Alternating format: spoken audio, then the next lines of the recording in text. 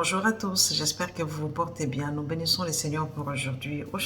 Aujourd'hui, je vais vous parler d'un événement qui s'est passé dans ma vie dans cette année 2025. Cet événement est très important.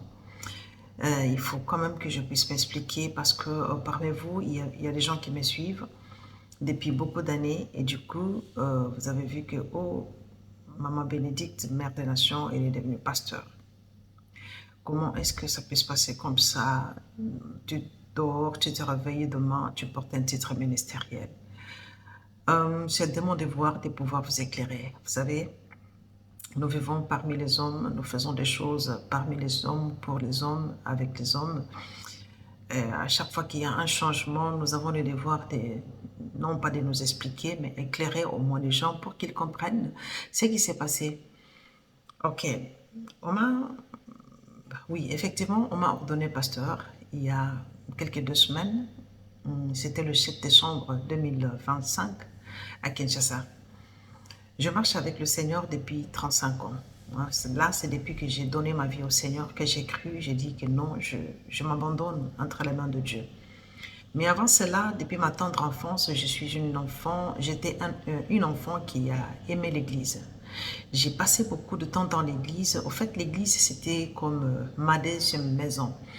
Quand on me manquait à la maison, on me trouvait à l'église. Si je n'étais pas à l'église, j'étais dans le couvent des sœurs.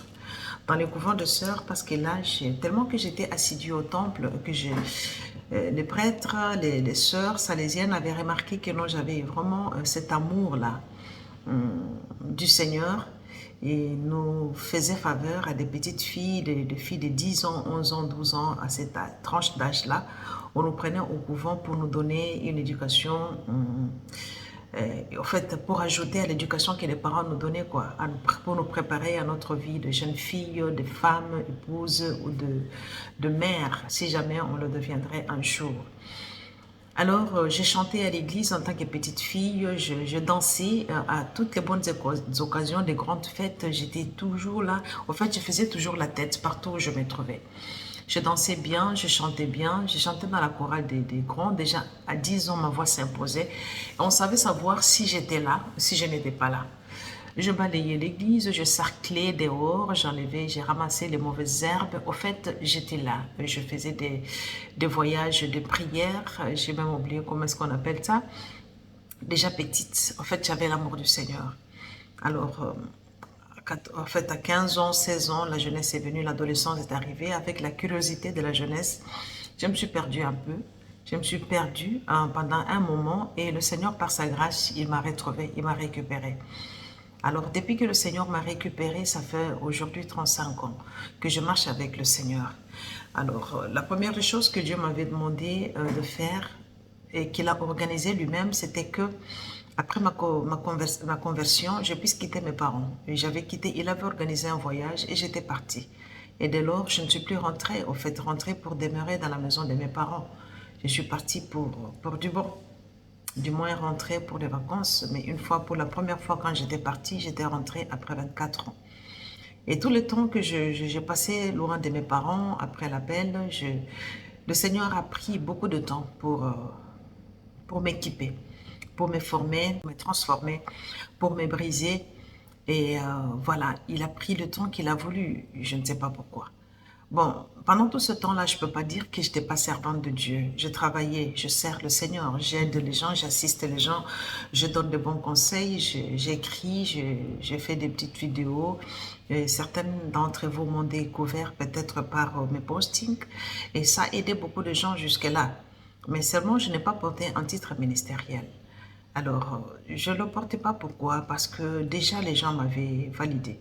Il y avait des gens qui, depuis très longtemps, il y a 20 ans, il y a 25 ans déjà, je pense qu'il y a des gens qui m'appelaient, qui me disaient qu'écoute, viens bâtir l'église, sois notre pasteur. Mais je n'ai pas voulu entrer dans la mouvance des hommes, bien que j'étais validée par les hommes. J'attendais aussi, non pas la validation, mais le go du Seigneur, parce que je savais ce que Dieu avait mis en moi, ce que Dieu avait déposé en moi. Mais il fallait attendre que Dieu dise que non, maintenant tu peux faire ceci, tu peux faire cela. Il a fallu un temps de brisement, de préparation, d'apprentissage, de passer aussi au pied des serviteurs de Dieu pour apprendre, parce qu'il y a des choses qu'on apprendra qu'en allant écouter cela que Dieu a placé devant nous. Alors, ça a pris le temps que ça a voulu, que Dieu lui seul a voulu. Et là, après 35 ans, de toute façon, bien que je sentais en moi et que Dieu me disait, Dieu m'avait préparé, hein, il m'a préparé, je sais, à part qu'on m'a présenté pasteur, j'ai d'autres choses à faire dans le ministère. J'ai d'autres talents, si on peut appeler d'autres dons, d'autres capacités ministérielles que j'ai en moi. Mais on m'a consacré pasteur parce qu'il fallait utiliser un titre qui pourra couvrir d'autres. Alors, j'ai passé beaucoup de temps aussi à hésiter et à refuser. Parce que quand Dieu m'a demandé, il m'a dit, il m'a fait voir des choses que je ferais. En tout cas, du coup, je commençais par fuir et par refuser. Je ne voulais pas, je n'ai pas embrassé le ministère avec facilité. Parce que c'est quelque chose que je n'aimais pas. Et ça me met trop en avant, ça me met trop devant les projecteurs, des grands projecteurs du monde. Et nous sommes dans quelle saison? C'est dans cette saison où il y a des réseaux sociaux. On peut te salir comme ça juste à cause d'une petite phrase qui a été mal dite ou bien mal comprise. Eh bien, tout cela, ça me dérangeait un peu. Et puis, je viens de passer 35 ans, je vais vous dire, d'apprentissage. Ce n'était pas vraiment du chocolat sur de la tartine. C'était un temps de souffrance, un temps de douleur, un temps de perte, un temps où j'ai connu des extrêmes douleurs, des extrêmes souffrances. Et moi, je ne voulais plus, je me suis dit que non, j'ai assez souffert dans ma vie, j'ai besoin de me reposer.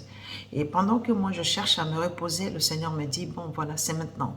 C'est maintenant qu'il faut te faire ordonner. Comment cela s'est-il passé?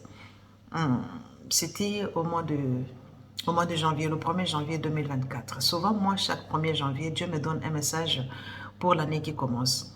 Alors moi, j'avais demandé à Dieu, tu me parles, tu m'as dit beaucoup de choses. Les choses que tu me dis sont vraiment extraordinaires pour ma vie.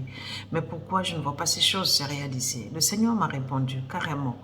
La prophétie elle-même ne suffit pas. Il faut rencontrer un déclencheur. Au fait, c'était un nouveau mot pour moi, parce que moi, je savais que si Dieu dit quelque chose, il accomplit, on le voit se réaliser. Mais là, Dieu m'a demandé de rencontrer un déclencheur. C'était un nouveau mot, et je ne savais pas que cela était aussi utile. Mais quelque part, Dieu sait comment il nous brise. Il nous brise pour nous donner un peu de la dépendance.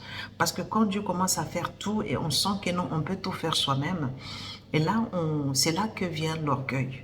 Quelque part, Dieu permet que nous puissions passer sous la main des autres afin que nous puissions nous dire que bon voilà, je suis utile bien sûr, mais je ne suis pas indispensable, je ne suis pas la meilleure, je ne suis pas au-dessus de tout le monde et que je peux aussi dépendre des autres. Ce que je peux manifester, je peux aussi recevoir des autres.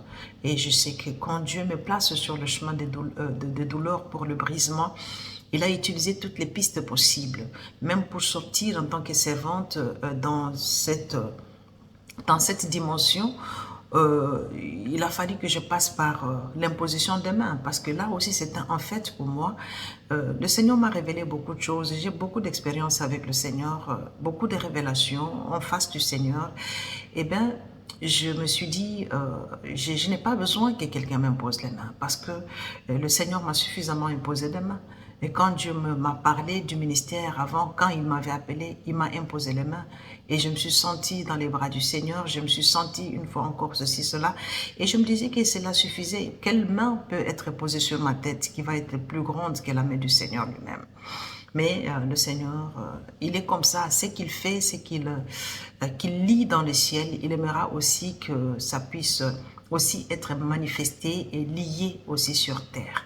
Donc, c'est un Dieu qui nous parle des choses terrestres et célestes, mais il veut que ça se manifeste aussi ici sur terre. Quand il parle à Abraham de regarder le ciel et qu'il aura des enfants comme les étoiles qui sont dans les cieux, il n'a pas manqué de lui dire aussi de regarder sur la terre le sable du bord de la mer. Au fait, pour juste signifier, pour lui donner la signification à la même chose qu'il voulait lui donner, c'était son héritage. Alors, le temps est arrivé, je demandais à Dieu, il m'a dit qu'il faut qu'il y ait un déclencheur. D'accord. Et Dieu m'a présenté, il m'a présenté ce déclencheur. Et ce serviteur de Dieu, c'est juste un homme que je vois sur les réseaux sociaux. Il vit loin de moi. Je me suis dit, mais comment cela se passera? Ça, c'était au mois de janvier 24. Et j'ai laissé passer le temps. Franchement, j'ai laissé passer le temps.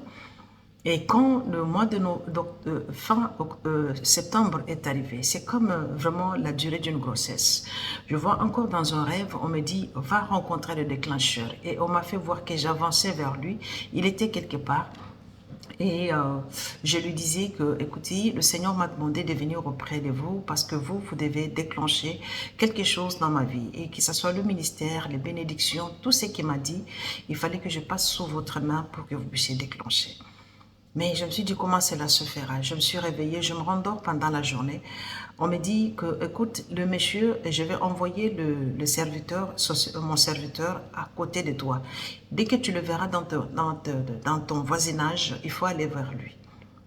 Et quand je me suis réveillée, j'ai ouvert mon téléphone sur Facebook. La première personne que je vois, c'était cet homme de Dieu-là. C'était une affiche qui disait que non, il venait à Paris pour une conférence. Là, je n'ai pas hésité. Je me suis réveillée tout de suite parce que moi, pour moi, obéir à Dieu, c'est ça mon truc. Pourquoi? Parce que j'ai l'expérience de l'obéissance. Quand Dieu me dit de faire quelque chose, je n'hésite pas. Même si cela peut sembler dangereux, même si cela peut me demander tout l'argent que j'ai dans ma poche, je le fais. Alors, je me suis réveillée tout de suite là. Je n'ai pas déposé mon téléphone, j'ai acheté le billet, cette fois-là, du bus qui me prenait de l'Allemagne jusqu'à là-bas. C'était un voyage qui allait me prendre 12 heures. Mais j'ai le fait. Toute une nuit en voyage pour arriver à 10 heures dans la salle. J'arrive dans la salle et j'ai vu l'homme de Dieu. Et pour moi, je me disais, juste l'atmosphère de sa présence là où il est me suffisait. Mais comme Dieu m'a dit qu'il faut lui parler, et il fallait que je lui parle. À la fin du culte, j'ai demandé au protocole de me faire entrer auprès du pasteur. Ils m'ont dit, désolé, il ne peut plus recevoir parce qu'il est sérieusement fatigué. Je leur ai dit, écoutez, c'est très sérieux. Je viens de faire un voyage de 12 heures et je dois faire encore tout de suite, là, dans 2 heures du temps, je dois prendre mon bus pour faire encore un voyage de 12 heures pour l'Allemagne. Je dois rencontrer le pasteur, excusez-moi. Ils sont allés lui expliquer, il leur a dit de me faire entrer. Quand je suis entrée, il y a quelque chose de décourageant que j'ai vu. L'homme de Dieu m'a regardé, m'a dit que non, écoutez, il était assis, écoutez, je suis fatiguée. En tout cas, je n'ai pas de temps. Je suis vraiment fatiguée, je ne sais pas, qu'est-ce qu'il y a, qu'est-ce que tu veux?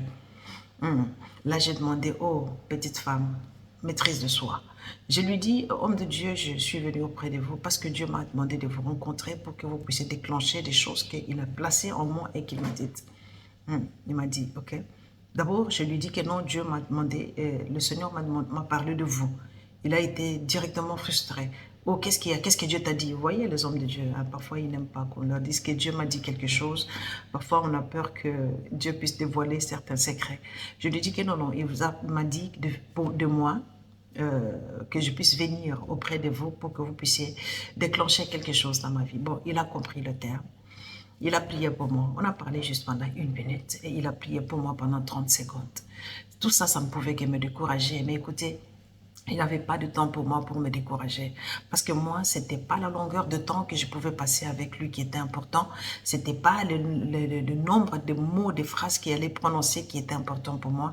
Ce qui était important pour moi, c'est que j'avais obéi à Dieu et que je me suis retrouvée là où cet homme est. L'atmosphère même de la salle où il était me suffisait.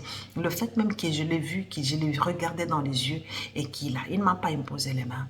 Il ne m'a pas touché. Il a juste prié pour moi et tout ça ne m'a pas dérangé pour moi.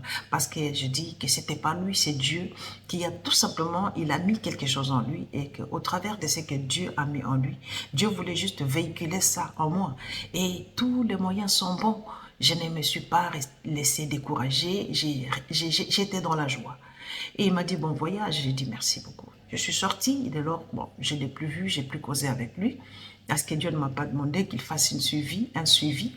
Eh ben, je suis rentrée en Allemagne. Et j'étais très heureuse, très joyeuse, parce que j'ai obéi à Dieu. Quand je suis arrivée chez moi, oh, j'ai brillé, mes enfants m'ont dit, oh, comment est-ce que tu brilles comme ça, tu es si heureuse. J'ai dit, tu es si heureuse? J'ai dit, oui, je viens de rencontrer le déclencheur et je suis contente.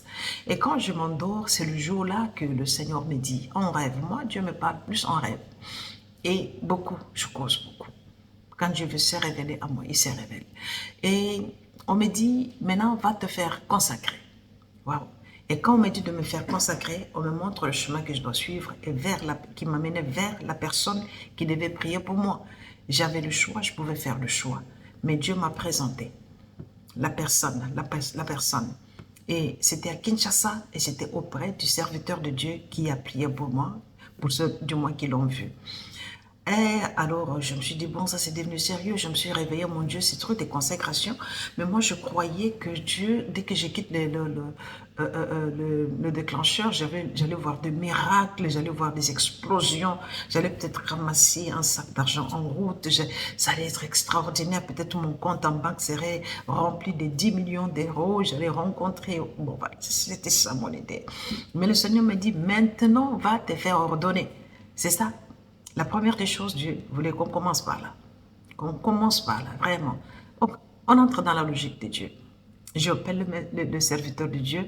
Je lui dis, écoute, je vous ai vu. Dieu m'a dit ceci. Il m'a dit, d'accord, j'étais déjà préparé à ça. Une année passe. Je dis, oh non, j'essaie un peu de distraire Dieu. Peut-être qu'il va oublier ça. Au mois d'octobre de cette année ici, parce que tout se passe cette année. Tout ce que je vous raconte là se passe dans un espace d'une année. Parce que le déclencheur, je l'ai rencontré en octobre 2024. En octobre 2025, je vois un autre homme de Dieu qui vient dans mon rêve. Il me dit, Dieu t'a déjà envoyé la Pentecôte, mais pourquoi tu ne veux pas le servir au niveau où il t'attend? Alors là, je me dis, là, c'est devenu sérieux. Ce que Dieu est en train de m'attendre. Une petite servante comme moi, une petite femme comme moi, une graine de sable parmi les sables du bord de la mer. Qu'est-ce que je suis en train de faire là, en train de faire attendre Dieu? Il faut que j'obéisse. Pour moi, le mot obéissance. Quand Dieu parle, on obéit. Je me rendors et je le revois. Il me dit la même chose. Alors je dis, c'est devenu très sérieux. J'appelle à Kinshasa, j'ai dit, je paye mon billet dans 2 jours et je viens, le mois qui vient, je suis à Kinshasa. C'est comme ça que je suis partie à Kinshasa. Mais je suis partie. J'étais malade quand je suis partie. J'avais mon estomac qui me faisait mal. J'étais sous un stress que vous n'allez pas imaginer. Avant, j'ai senti la joie, mais dès que le voyage s'approchait, ça me faisait un stress pas possible. Je suis partie, je ne savais même pas que j'allais arriver. Mais je suis quand même partie parce qu'il fallait obéir à Dieu. Dans n'importe quel état, on part. J'ai pris le risque de partir, me faire ordonner. J'ai pris le risque même de prendre l'avion. Je suis partie, je suis arrivée à Kinshasa. Les 2 jours qui précédaient l'ordination, je ne faisais que pleurer. Je ne peux pas vous expliquer pourquoi je pleurais comme ça. Des larmes qui coulaient comme ça, j'ai pleuré vraiment abondamment. Et quand on me présentait l'habit et le manteau sacerdotal là, j'ai refusé catégoriquement de le porter. Le col pastoral, j'ai refusé. Donc j'ai refusé tout. Pourquoi j'ai refusé tout? Parce que c'est une grande responsabilité. Parce que c'est un risque. En notre monde aujourd'hui, un risque par rapport aux hommes, face aux hommes, à ce que le cœur de l'homme est devenu, avec tout ce que les réseaux sociaux nous ont amené. Un risque face même au diable. Parce que là, tu veux accepter quelque chose, tu sais au moins que dans un coin, il y a quelqu'un qui te regarde avec des yeux rouges, qui dit que essaye, tu vas voir. Et oui. Et quand je regarde derrière moi les années de douleur, les souffrances que je viens de vivre, je dis, mon Dieu, même je croyais que c'était fini. Mais qu'est-ce que Dieu, tu me veux encore? Encore souffrir. J'ai pleuré. Comment je vais le faire? Je suis mère de famille, je suis seule avec les enfants. Qu'est-ce que je vais faire? Qu'est-ce que Dieu me veut? Ok. Ce n'est peut-être, en fait, je ne sais pas. Il y en a qui reçoivent tout ça avec action de grâce, qui reçoivent ça avec précipitation, qui s'y mettent tout simplement. Mais des gens comme des Moïse, comme des Gédéon, en fait, ils ont quand même résisté. Parce que c'est pas facile, c'est pas petite chose. Mais on est quand même parti. Et quand j'étais arrivée à l'église, je suis dans le bureau du pasteur. Là, j'ai pleuré abondamment. Et la dernière idée qui m'était venue, il fallait m'évader. Il faut fuir. Il faut vraiment fuir, partir et aller me cacher même sous les véhicules de quados qui étaient là dehors. Et quand je regarde, je dis, mon Dieu, mes responsabilités de mère, mon âge, est-ce que je peux faire ça? C'est très ridicule. Et finalement, je suis restée là pour me faire consacrer, non pas seulement parce que je devais obéir à Dieu, mais parce que j'ai refusé la honte qu'une femme comme moi, on dise que non, elle a fui le jour de la consécration. Alors c'est mon âge et puis ma position de mère et puis tout ça. Je me suis dit, bon, je reste d'accord, je reste. Je reste, je prends le risque, j'avance. Il y a un risque, oui, je m'en vais. Il y a quelqu'un avec les yeux rouges là, il est chargé des armes, des lances, de tout ça. Je sais que c'est vrai. Je sais qu'il y a un monde farouche, les gens sont devenus méchants et qui peuvent me chercher même dans une petite phrase là pour pouvoir me détruire. Je sais que ça ne sera pas facile même parce que je suis une femme, le ministère des femmes, ça crée encore des débats, des problèmes. Je ne serai peut-être pas acceptée, je serai critiquée, je sais. J'accepte tout ça. J'accepte que ça sera dur, que ça sera difficile. Je dois voyager par-ci, par-là. Je dois être confrontée à des cas difficiles. J'accepte tout ça. J'accepte. Oui, j'accepte. Et puis finalement, j'ai dit oui, j'accepte. Mets-toi debout. J'ai fait un pas décisif. Je suis entrée dans la salle. Et on a prié pour moi. On m'a mis l'huile d'onction. Et l'habit, ça sort de dalle là que je ne voulais pas porter. Dès qu'on m'a mis l'huile sur la tête. La joie que j'ai ressentie ces jours-là, je ne sais pas l'expliquer. Ça venait des profondeurs, ça venait de toutes parts. J'ai senti que tout mon corps était dans la joie. Tous mes muscles, tout ce qui me composait, même mes cheveux, même mes ongles, étaient contents, étaient joyeux. J'étais vraiment joyeuse. Et j'étais joyeuse. Et j'étais fière même de porter cet habit-là que j'ai refusé. Parce que je me disais, mon Dieu, ça va me faire critiquer. Les gens vont dire, voilà, les habits là. Eh bien, je disais, mon Dieu, je refuse ce titre de pasteur. D'ailleurs, je ne veux même pas en porter le signe. Mais finalement, quand j'ai porté cet habit et cette écharpe, et le col pastoral, ça m'a fait du bien. Ça m'a fait très, très, très, très bien. Et voilà, c'est pour cela que je suis dans ça. Les gens disent maintenant, et maintenant, qu'est-ce qu'elle fait? Elle va ouvrir une église ou quoi? Bon, ça, ce sont des choses de Dieu. Ce n'est pas parce qu'on a prié pour moi, on m'a ordonné et que le lendemain, je me lève et je dis que j'ouvre une église. Je marche par révélation. J'ai fait des choses, l'œuvre là, on l'appelle l'œuvre de Dieu. Ça a pris 35 ans pour qu'il puisse me dire, va te faire consacrer. 34 ans pour qu'il me dise, va te faire consacrer. Maintenant là, je ne sais pas combien de temps ça peut dire pour qu'il me donne vraiment des lignes à suivre. J'ai besoin d'un agenda de Dieu. J'ai besoin vraiment qu'il puisse m'écrire des choses parce que je ne veux pas faire d'erreur. Pendant les 35 ans, si j'ai souffert, j'ai dit, bon, il y a eu des temps où si j'ai dérapé, j'ai chuté, je suis tombée, même parfois même dans le péché, et je me suis relevée. Alors, je n'ai pas besoin de faire la honte du Seigneur. Je ne veux pas faire des choses avec précipitation. Je ne veux pas faire des choses comme par compétition. Je ne veux pas faire des choses comme si j'étais en retard pour dire que non, voilà, cette personne-là m'a dévancé. Maintenant, là, je vais vraiment la confondre. Non, je ne suis pas en lutte, je ne suis pas en compétition, je ne cours pas. Je reste, je suis en prière. Je cherche le Seigneur. Maintenant, je lui dis, Seigneur, voici, j'étais obéi. Parce que la joie qui couvrait mon corps, mon cœur et tout mon entier ces jours-là, c'était, je disais, j'ai obéi à Dieu. Il n'y a pas un grand bonheur que de se sentir vraiment qu'on a obéi contre sa volonté. J'étais vraiment dans la joie. Et jusque-là, je suis dans la joie. Mais je ne fais rien par précipitation. La seule chose que je peux faire maintenant, c'est prier. Je prie, j'intercède. Et si je trouve un cas qui me demande d'intervenir, je prie. Je m'arrête là. Mais quant à la suite, je laisse Dieu faire. Parce qu'il y a des choses, l'œuvre de Dieu comme ça se passe dans le temps, dans une circonstance et dans le lieu. Si Dieu veut que j'ouvre l'église, j'aimerais qu'il me dise où, quand, avec qui, parce qu'on a besoin. Jésus-Christ, quand il a quitté le désert, il a commencé d'abord par sélectionner les gens qui devaient marcher avec lui. Moi, je n'ai pas besoin de rencontrer un Judas, franchement. J'ai juste besoin de rencontrer des gens comme des Pierre, comme des Marc, comme des gens, et même des Matthias, même même des autres, là, celui qui discutait beaucoup de Thomas. Je préfère rencontrer même ceux-là qui ne disaient rien, mais qui étaient toujours là. Mais je ne veux pas de Judas. Alors, je ne sais pas. Je ne peux pas faire mes sélections. Parce que juste après ma consécration, j'ai vu des gens venir. Ils voulaient, ok maman, voilà, maintenant on peut construire, on peut bâtir, tu pars, tu nous laisses le ministère. J'ai dit, je n'ai pas de choix des collaborateurs. Je ne peux pas faire le choix. Je vais d'abord chercher le Seigneur, je prie le Seigneur, et puis le Seigneur va m'équiper. Voilà. C'est pour cela que vous me voyez porter le nom de pasteur. Je ne l'ai pas cherché, je ne l'ai pas aimé. Parce qu'avant, je sais que tout au début, je disais à Dieu, je ne veux pas, va chercher quelqu'un d'autre. Mais finalement, Dieu est fort. Ce qu'il veut, ça finit toujours par nous rattraper. Et c'est Dieu qui est fort. Et c'est Dieu qui décide. Voilà. Je vous remercie de m'avoir suivi et de prier pour moi, surtout de me soutenir dans ces ministères. J'ai aimé un pasteur.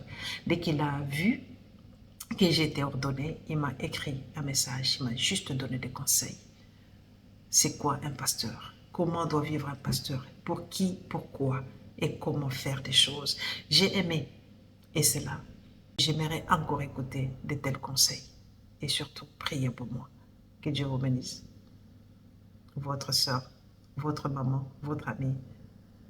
C'est difficile encore, mais je m'appelle le pasteur Bénédicte Denis Ngongo, mère des nations.